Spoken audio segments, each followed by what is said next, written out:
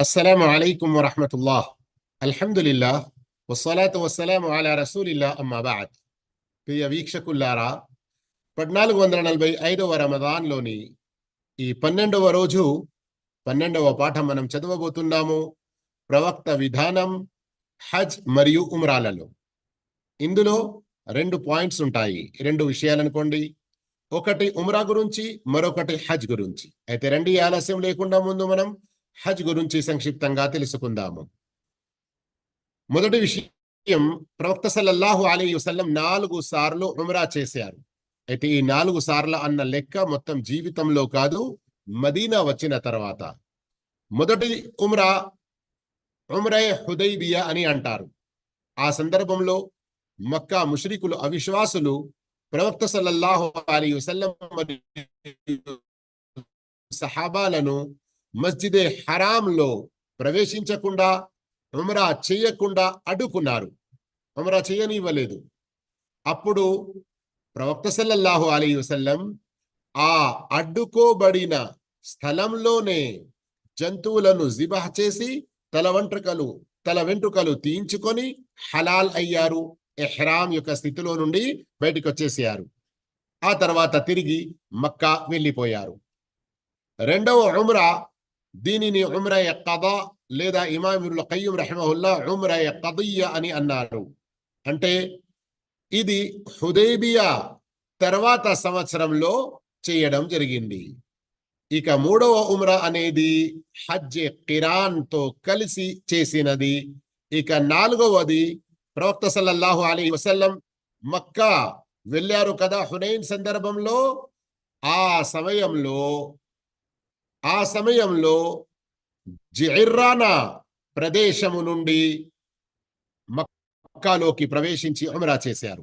ఈ విధంగా ఈ 4 ఉమ్రాలు ప్రవక్త వారి మదీనా జీవితంలో.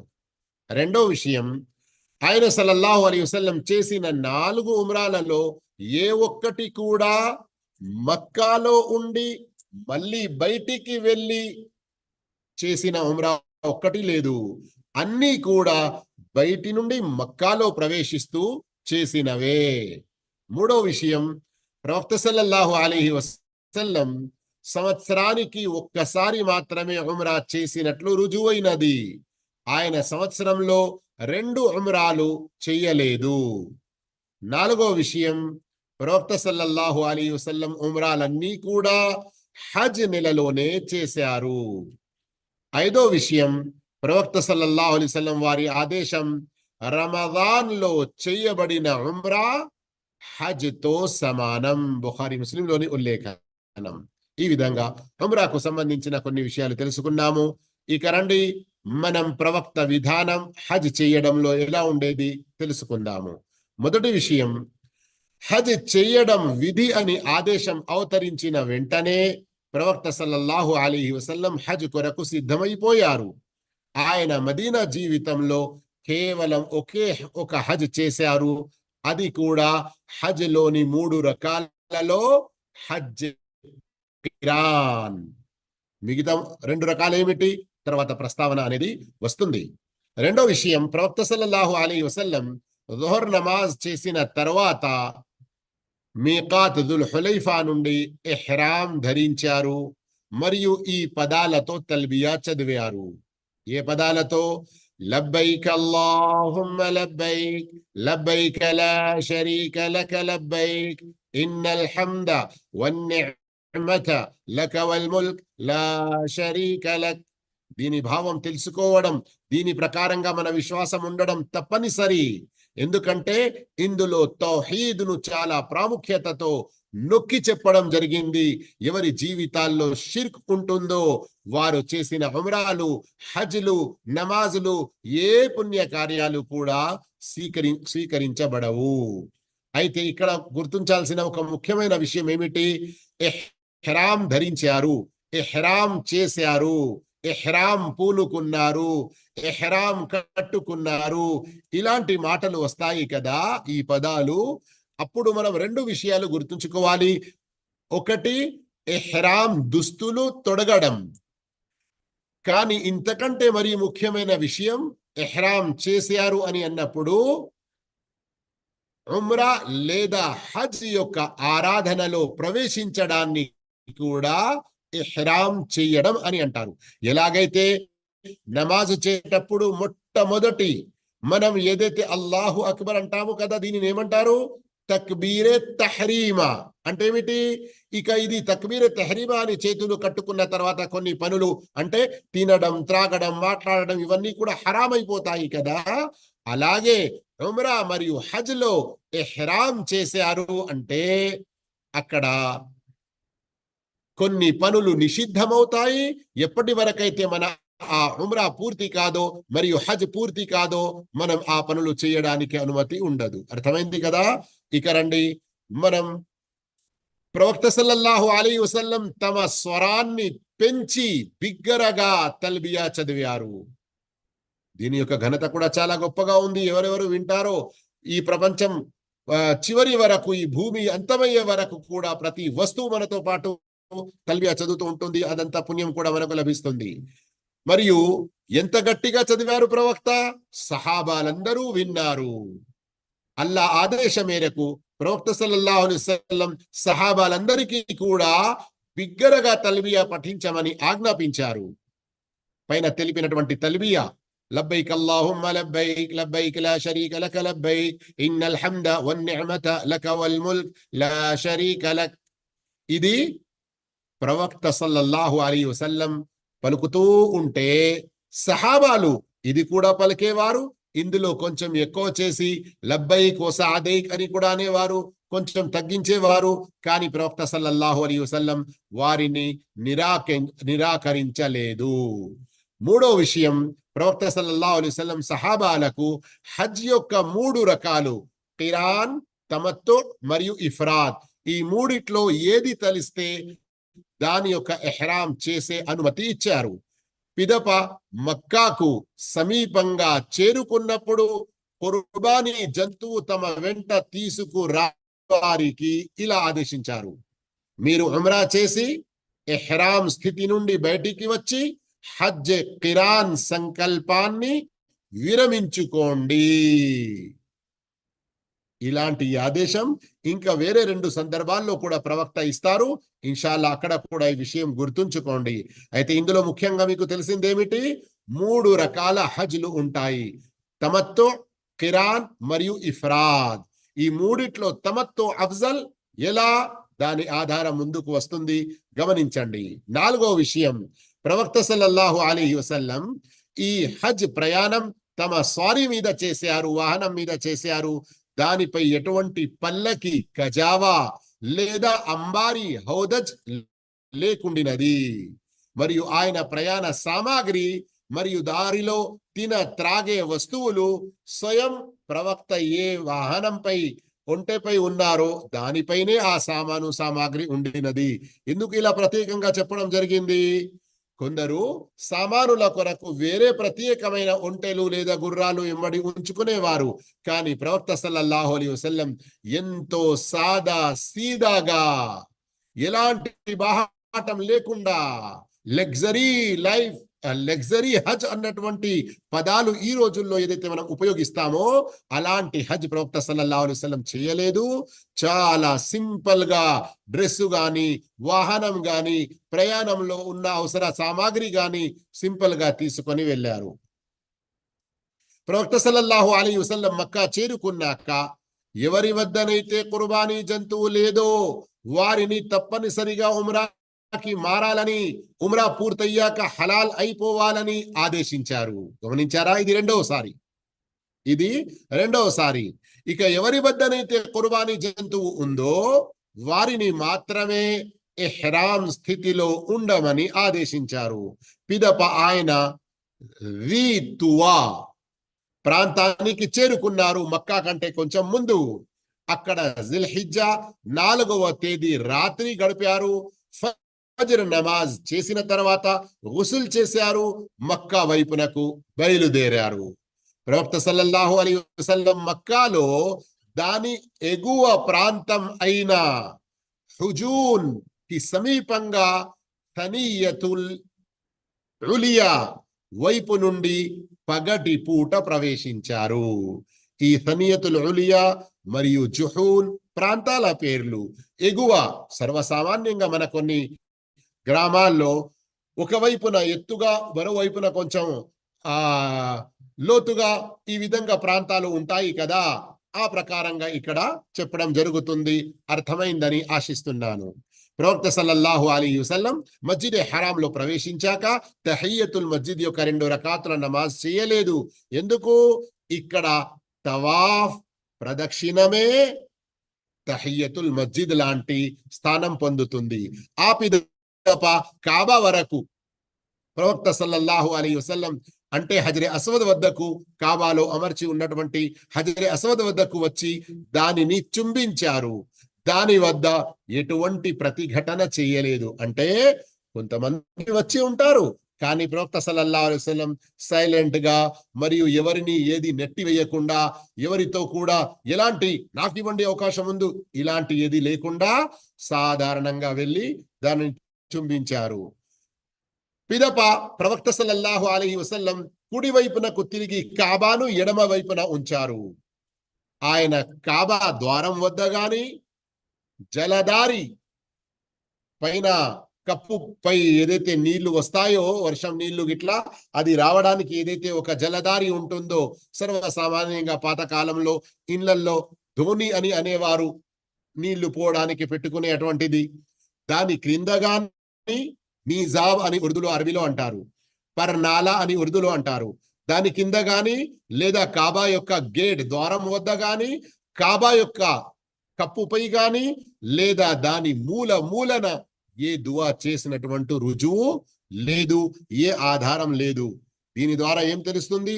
ఈ రోజుల్లో కొందరు కాబా చుట్టున ఎక్కడంటే అక్కడ పట్టుకొని దాని యొక్క గిలాఫ్ ను పట్టుకొని ఏదైతే ఏడుస్తూ ఉంటారో, ఇది ప్రవక్త యొక్క విధానం కాదు. మరి కొందరైతే మూర్ఖంగా ఏం చేస్తారు? కాబా యొక్క గిలాఫ్ను చిన్నగా కట్ చేసుకుంటారు, చింపి దాని యొక్క ముక్కలు వెంబడి తీసుకెళ్తే మనకు శుభాలు అని భావిస్తారు. సోదర మహాశయులారా, ఇవన్నీ కూడా ప్రవక్త విధానాలు ఏమాత్రం కావు. హజ్రే అస్వద్ మరియు రుకునే యమాని ఈ రెండిటి మధ్యలో ప్రవక్త సల్లల్లాహు అలైహి వసల్లంతో రుజువైన దువా ఒకటి ఉన్నది. అది మాత్రం తప్పకుండా చదివేవారు. ఏమిటి అది? సూరతుల్ బకరాలోని ఆయత్ రబ్బనా ఆతినా ఫిద్ దునియా హసన వఫిల్ ఆఖిరతి హసన వకినా అజాబన్నార్. ప్రవక్త సల్లల్లాహు అలైహి వసల్లం తవాఫ్ చేస్తున్నప్పుడు ఈ దువా తప్ప వేరేది ప్రత్యేకించి ఏ దువా చదవాలని చెప్పలేదు. మరి ఈ రోజుల్లో మీకాతులలో అక్కడక్కడ కొన్ని పుస్తకాలు దొరుకుతూ ఉంటాయి, ప్రజలు కొనుక్కుంటారు. వాటిలో మొదటి చక్కరి యొక్క ఈ దువా, రెండవ చక్కర యొక్క ఈ దువా, మూడవ రౌండ్ యొక్క ఈ దువా, నాలుగవ రౌండ్ యొక్క ఈ దువా, ఇవన్నీ కూడా మీకు ధర్మం పేరు మీద చక్కర్లు ఇస్తున్నారు. ప్రవక్తతో ఇవి రుజువు అయినటువంటి విషయం ఏమీ లేదు. జాగ్రత్త పడాలి. ప్రవక్త సల్లల్లాహు అలైహి వసల్లం తవాఫ్ లోని మొదటి 3 రౌండ్లు రమల్ చేసేవారు. రమల్ అంటే ఏమిటి? చిన్న చిన్న అడుగులు దగ్గరగా వేస్తూ కొంచెం వేగంగా నడవడం. కానీ దీనివల్ల వేరే ఎవరికి ఇబ్బంది కలగకూడదు. అలాగే ఇగ్తిబా చేసేవారు. ఇగ్తిబా అంటే ఏమిటి? కుడి భుజం కిందు నుండి ఇహ్రాం తీసుకొని ఎడమ వైపున వేసుకోవడం. దీనివల్ల కుడి భుజం ఖాళీగా ఉంటుంది, ఇహ్రాం వస్త్రాలు లేకుండా, కానీ ఎడమ భుజముపై వస్త్రం అనేది ఉంటుంది. సోదర మహాశయులారా, ఈ ఆదేశం కేవలం పురుషులకు మాత్రమే. స్త్రీలు వారి యొక్క సామాన్యమైన డ్రెస్సులలోనే వారు ఉంటారు. ప్రత్యేకంగా తెల్ల డ్రెస్ కుట్టించాలి, నల్ల డ్రెస్ కుట్టించాలి కొందరు అనుకుంటారు. ఇలాంటి ఆదేశం ప్రవక్త వైపు నుండి ఏమీ లేదు. కాకపోతే సువాసన వారు ఉపయోగించరాదు. మరియు సర్వసామాన్యంగా భర్త కొరకు ఏ అలంకరణ అయితే వారు చేస్తారో అవి ఇలాంటి ప్రయాణంలో చేయడం ఎంత మాత్రం సమంజసం కాదు. ఇంటి నుండి బయటికి వస్తే అలాంటి అలంకరణ, అలాంటి బుర్కాలు వేసుకోకూడదు. దేని ద్వారానైతే ఇతరుల చూపులు వారి వైపునకు పడి మనసులు పాడయ్యేటువంటి అవకాశం ఉంటుందో అలాంటి డ్రెస్సులు వేసుకొని బయటికి స్త్రీలు రాకూడదు. సోదర మహాశివులారా, సోదరీమణులారా, ప్రవక్త సల్లల్లాహు అలైహి వసల్లం హజ్రే అస్వద్ ముందు వచ్చినప్పుడల్లా దాని వైపు సైగ చేసేవారు, లేదా వంకర కర్రతో తాకి దానిని చుంబించేవారు, మరియు అల్లాహు అక్బర్ అని అనేవారు. ఇదే విధంగా ఆయన రుక్నే యమానీని తాకారు, కానీ దానిని చుంబించలేదు. అలాగే దానిని ముట్టుకున్న తర్వాత తమ చేతిని కూడా చుంబించలేదు. కాబా యొక్క తవాఫ్ పూర్తి చేశాక మకామె ఇబ్రాహీం వెనక వచ్చి వత్తఖిదు మిన్ మకామి ఇబ్రాహీమ ముసల్లా అని చదివారు. ఆ తర్వాత ప్రవక్త సల్లల్లాహు అలైహి వసల్లం 2 రకాతుల నమాజ్ చేశారు. అప్పుడు మకామె ఇబ్రాహీం ఆయన మరియు కాబా మధ్యలో ఉండినది. మొదటి రకాతులో సూర ఫాతిహా, తర్వాత ఖుల్ యా అయ్యుహల్ కాఫిరూన్ అంటే సూరతుల్ కాఫిరూన్, మరియు రెండో రకాతులో సూర ఫాతిహా తర్వాత ఖుల్ హువల్లాహు అహద్ అంటే సూర ఇఖ్లాస్ పారాయణం తిలావత్ చేశారు. నమాజ్ పూర్తి చేసిన తర్వాత హజర్ అస్వద్ వద్దకు వెళ్లి దానిని చుంబించారు.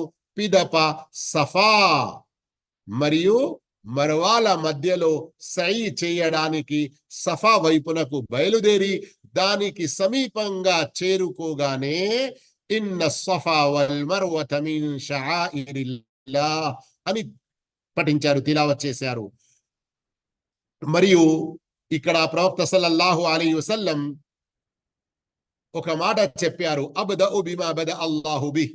అల్లా సఫాను ముందు ప్రస్తావించాడు కనుక నేను కూడా సై సఫా నుండే ప్రారంభిస్తాను. ఇక సఫా కొండపై ఎక్కి కాబా వైపునకు ముఖం చేసి లా ఇలాహ ఇల్లల్లాహ్ అల్లాహు అక్బర్ అన్న తర్వాత لا إله إلا الله وحده لا شريك له له الملك وله الحمد يحيي ويميت وهو على كل شيء قدير لا إله إلا الله وحده أنجز وعده ونصر عبده وهزم الأحزاب وحده. ఇక్కడ గమనించండి, యుహీ వయుమీత్ అన్నా గానీ పర్లేదు, కొన్ని లేఖనాల్లో ఉంది. చెప్పకున్నా గానీ ఎలాంటి, చెప్పినా చెప్పకపోయినా ఎలాంటి అభ్యంతరం లేదు. కానీ ఈ దువా ఏదైతే సఫాపై కూడా చదవాలి, మర్వాపై కూడా చదవాలి, 3 సార్లు. అయితే ఈ దువాలో కూడా తౌహీద్ ఉన్నది అన్న విషయాన్ని గ్రహించండి. తౌహీద్ ఉన్నది అన్న విషయాన్ని గ్రహించండి. తౌహీద్ను ఫాలో అవ్వండి. షిర్క్ నుండి పూర్తిగా దూరం ఉండండి. హజ్ మరియు ఉమ్రాలు మనం ఏ విధానంలో చేస్తామో అది ప్రవక్త యొక్క విధానం గనక దాని ద్వారా మనం నేర్చుకోవలసిన గుణపాఠం ఏమిటంటే మన జీవితం మొత్తం ప్రవక్త సల్లల్లాహు అలైహి వసల్లం అడుగు జాడలలో నడవాలి. అయితే ఈ జిక్ర్ 3 సార్లు చేశారు, లా ఇలాహ ఇల్లల్లాహ్ చివరి వరకు, వహజమల్ అహ్జాబ వహదహు వరకు. ఈ మధ్యలో 2 సార్లు ప్రవక్త సల్లల్లాహు అలైహి వసల్లం అల్లాహ్తో కోరిన విషయాన్ని, అల్లాహ్ రబ్బుల్ ఆలమీన్తో తమకు అవసరం ఉన్న విషయాన్ని అడిగారు, దువా చేశారు. మనం కూడా ఇలా చేయాలి. పిదప ఆయన సై చేస్తూ మర్వా వైపునకు వెళ్ళారు. ఎప్పుడైతే లోయలో వచ్చారో పరుగెత్తడం మొదలు పెట్టారు. అది దాటిన తర్వాత మళ్ళీ సామాన్య రీతిలో నడుచుకుంటూ వెళ్ళారు. అయితే ఈ పరిగెత్తడం కేవలం పురుషులకు మాత్రమే, అది కూడా ఎవరికి ఇబ్బంది కలిగించకుండా. స్త్రీలకు ఈ పరుగు అనేది లేదు. ప్రవక్త సల్లల్లాహు అలైహి వసల్లం కాలినడకతో సై చేయడం ప్రారంభించారు. కానీ ఎప్పుడైతే జన సమూహం ఎక్కువైపోయిందో, రష్ పెరిగిపోయిందో, ప్రవక్త సల్లల్లాహు అలైహి వసల్లం వాహనంపై ఎక్కి స్వారీ చేస్తూ సై పూర్తి చేశారు. దీని ద్వారా తెలిసింది, అవసరం ఉన్నప్పుడు ఎవరైనా ఏదైనా వీల్ చైర్, ఇంకా ఈ రోజుల్లో ఏదైతే ఎలక్ట్రిక్ స్కూటీ లాంటివి ఉన్నాయో అవి ఉపయోగించడంలో ఎలాంటి పాపం లేదు.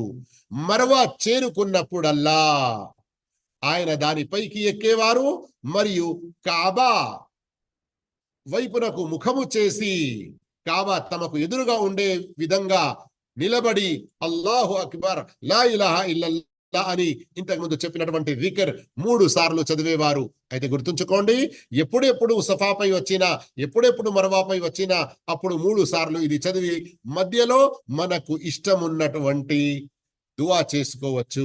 కానీ ఇన్న సఫా వల్ మర్వాత ఇది కేవలం ప్రారంభంలో సఫాకు దగ్గరికి వచ్చినప్పుడు మాత్రమే చదవాలి.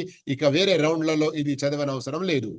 ప్రవక్త సల్లల్లాహు అలైహి వసల్లం మర్వా వద్ద సై పూర్తి చేసి తమ వెంట కుర్బానీ జంతువు తీసుకురాని వారితో ఎహ్రాం విప్పి పూర్తిగా హలాల్ అయిపోవాలని ఆదేశం ఇచ్చారు. అంటే ఇక్కడ సై చేసిన తర్వాత వారు తమ వెంట్రుకలను చిన్నగా చేసుకోవాలి, కటింగ్ చేసుకోవాలి. ఎందుకంటే హజ్ రోజులు దగ్గరగా ఉన్నాయి, హజ్ తర్వాత మళ్ళీ చేసుకోవాల్సి ఉంటుంది గనక. కానీ ఇది ఎవరైతే తమ వెంట జంతువులు తీసుకురాలేదో, ఒకవేళ హజ్ ఇఫ్రాద్ లేదా హజ్ కిరాన్ లేదా హజ్ తమత్తు ఏదైనా సరే వారు హలాల్ అయిపోవాలని ప్రవక్త సల్లల్లాహు అలైహి వసల్లం ఆదేశం ఇచ్చారు. సోదర మహాశయులారా, ఇక్కడ తమత్తో అన్న పదం ఏదైతే చూస్తున్నారో లేదా నేను చెప్పానో అది బై మిస్టేక్ పడింది. ఎందుకంటే సర్వసామాన్యంగా ప్రవక్త సల్లల్లాహు అలైహి వసల్లం ఎలా చేసుకుంటూ వచ్చారో సహాబాలు అలా చేసుకుంటూ వచ్చారు. కానీ ఇక్కడికి వచ్చిన తర్వాత ఇంతకు ముందు కూడా 2 సార్లు ప్రవక్త సల్లల్లాహు అలైహి వసల్లం ఆదేశం ఇచ్చి ఉన్నారు, ఎవరి వెంట జంతువు లేదో వారు ఇహ్రాం చేసుకోవాలి, లేదా అంటే అందరూ కూడా కేవలం హజ్ యొక్క నియ్యతో వచ్చారు. ప్రవక్త సల్లల్లాహు అలైహి వసల్లం వద్ద కుర్బానీ జంతువు ఉంది గనక ఆయన ఇహ్రాం విప్పలేదు. మరి ఎవరి వద్దనైతే కుర్బానీ జంతువు ఉంటుందో వారు సై పూర్తి అయిన తర్వాత వెంట్రుకల కొడుకు ఎలాంటి కైంచి గాని కత్తెర గాని పెట్టకూడదు. వారు పూర్తి హజ్ అయిన తర్వాతనే తల వెంట్రుకలు తీయించుకోవాలి. అయితే ఆ సందర్భంలో ప్రవక్త చెప్పారు, ఒకవేళ నాకు ఇప్పుడు తెలిసిన విషయం ముందే తెలిసి ఉంటే నేను కుర్బానీ జంతువు వెంట తీసుకువచ్చేవాడిని కాదు, కేవలం ఉమ్రా కొరకే ఇహ్రాం ధరించేవాడిని. దీని ద్వారానే ఉలమాలు అంటారు, ప్రవక్త సల్లల్లాహు అలైహి వసల్లం హజ్ కిరాన్ చేశారు, కానీ ఇక్కడికి వచ్చిన తర్వాత తెలిసింది హజ్ తమత్తు అఫ్జల్ అని. అందుకు ఇక ప్రవక్త వెంట కుర్బానీ జంతువు ఉంది గనక తమ యొక్క నియ్యతును మార్చుకోలేరు. ఎవరి వద్దనైతే కుర్బానీ జంతువు లేదో వారు హజ్ కిరాన్ లేదా హజ్ ఇఫ్రాద్ యొక్క నియ్యత్ చేసి ఉండేది ఉంటే వారు తమ నియ్యతును మార్చుకొని కేవలం ఉమ్రా చేయాలి, తల వెంట్రుకలు కూడా కట్ చేయాలి, కటింగ్ చేయించాలి. ఆ తర్వాత మళ్ళీ 8వ జిల్హిజ్జా రోజు హజ్ ప్రారంభించాలి. సోదర మహాశయులారా, ప్రవక్త సల్లల్లాహు అలైహి వసల్లం అదే ప్రదేశంలో గుండు చేయించుకునే వారి కొరకు 3 సార్లు మరియు కటింగ్ చేయించుకునే వారి కొరకు ఒక్కసారి అల్లా వారి పాపాలను క్షమించాలని దుఆ చేశారు. ఈ విధంగా సోదర మహాశివులారా, ఈనాటి 12వ పాఠం పూర్తయింది. రేపటి 13వ పాఠంలో మనం ప్రవక్త సల్లల్లాహు అలైహి వసల్లం హజ్ విధానంలోని 2వ భాగం ఇన్షాల్లా పూర్తి చేసుకుంటాము. 8వ జిల్హిజ్జా నుండి ఏం చేశారు ప్రవక్త అనే విషయాలు తెలుసుకుంటాము. అప్పటి వరకు సెలవు తీసుకుంటూ వస్సలాము అలైకుం వరహ్మతుల్లాహి వబరకాతు.